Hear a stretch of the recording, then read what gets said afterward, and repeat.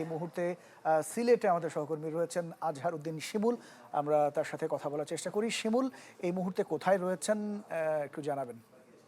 আমরা আর এই লড়াইয়ে যাব এবং নির্বাচনী আসনের ফলাফল ঘোষণা হয়েছে এবং সিলেটের পাঁচটি আসনে বিএনপির মনোনীত যারা প্রার্থীরা রয়েছেন তারা জয়লাভ করেছেন।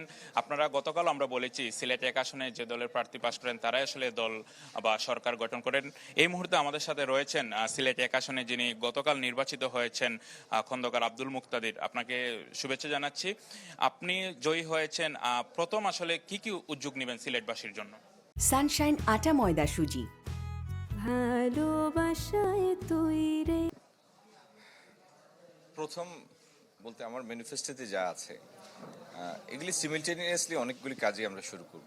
তার মধ্যে কর্মসংস্থান সৃষ্টির জন্য আমরা অনেকগুলি প্রসেস, এগুলি তো এটা না যে একটা করবো আর একটা ফেলে রেখে আরেকটা করা যাবে।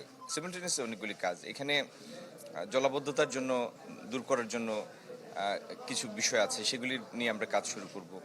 আইটি সেক্টরের প্রসারের জন্য কিছু সহায়ক পরিবেশ তৈরি, লজিস্টিক সাপোর্ট দেওয়া, সেটা নিয়ে কাজ শুরু করব। আপনার মাদক এবং অনলাইন গেমলিং বন্ধ করার জন্য কিছু কাজ আছে, সেগুলি নিয়ে কাজ শুরু করব। তো একসাথে অনেকগুলি কাজই, এখানে 1, 2, 3, 4-এর কোনো বিষয় নাই। ধন্যবাদ। Thank you. দর্শক শুনছিলেন যিনি এক আসনের প্রার্থী জয়ী হয়েছেন, তিনি বেশ কিছু তার নির্বাচনী ইস্তেহারও দিয়েছিলেন এবং সেটাও আমাদের বলেছেন যে তিনি বেশ কিছু কার্যক্রমে হাত দিবেন। এবং জানিয়ে রাখি, সিলেটে কিন্তু এবার শান্তিপূর্ণভাবে নির্বাচন হয়েছে এবং সিলেটের বাকি যে আসনগুলো রয়েছে সেই আসনের প্রার্থীরাও তাদের প্রত্যাশার কথা ব্যক্ত করেছেন। আমরা হয়তো গতকাল আপনাদের দেখিয়েছি। সব মিলিয়ে বলা যায় যে সিলেটে একটি শান্তিপূর্ণ ভোট অনুষ্ঠিত হওয়ার পর প্রার্থীরা আসলে যে আসলে অঙ্গীকার করেছিলেন ভোটারদের, সেগুলো বাস্তবায়নের জন্য তারা কাজ করবেন বলে আমাদের জানিয়েছেন। ইমতিয়াজ। অনেক অনেক ধন্যবাদ আজহার উদ্দিন শিমুল।